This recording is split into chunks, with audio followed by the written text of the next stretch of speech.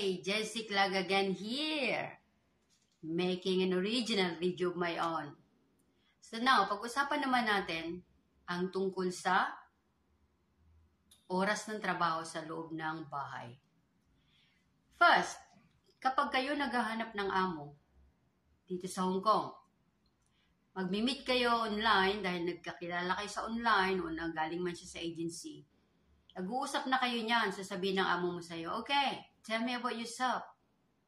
Sabihin mo na ngayon sa amo kung ano yung mga kakayanan mo, kung ilang taon ka na sa Hong Kong nagtatrabaho, kung ilang years ka na dito, at kung ano-ano yung mga kaya mong gawin sa loob ng bahay, sa loob ng amo, kung ano-anong mga trabaho ang kaya mong gawin na tulong sa amo mo, sa employer mo, sa loob ng bahay. Sabihin mo na yon, oh, magaling ako magluto, marunong ako mamalengke, magaling akong maglinis ng bahay, magaling akong mag-alaga ng bata, ganito lahat. Sabihin mo na lahat yan.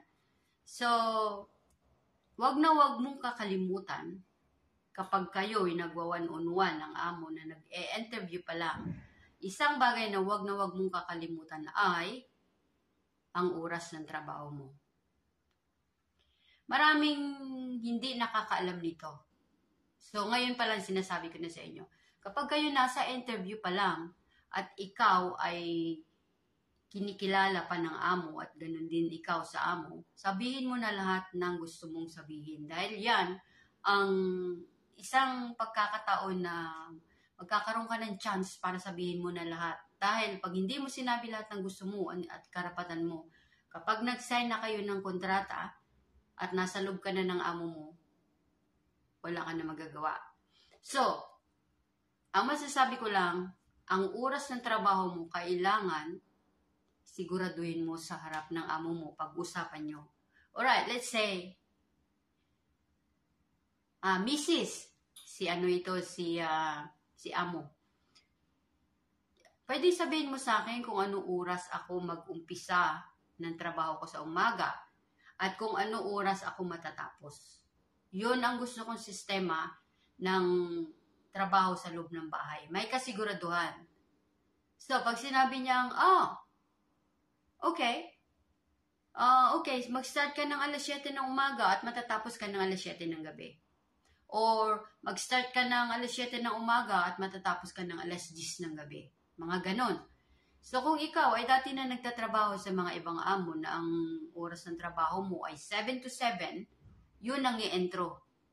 Yun ang the best na oras ng pagtatrabaho. Or 6 to 6. 6 ng umaga hanggang 6 ng gabi. Kailangan yun talagang i-clear mo sa harap ng amo mo at pag-usapan nyo at magkasundo kayo, papayag siya na ganon. Kasi mas maganda yung magtrabaho ka sa amo na may oras at alam mo ang oras na pagkasunduan nyo yung oras ng trabaho mo para pagdating ng 6 o'clock, on time ka na nandyan.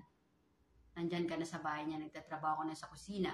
Pagdating ng alas 6, inaayos-ayos mo na yung mga trabaho mo para pagdating ng tungtong ng alas 6, tapos ka na.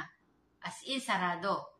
So make sure na gawin nyo yun. Huwag na huwag nyo pasusubrahin dyan, pasusubrahin yung oras kasi ang mga amo minsan ang maabuso.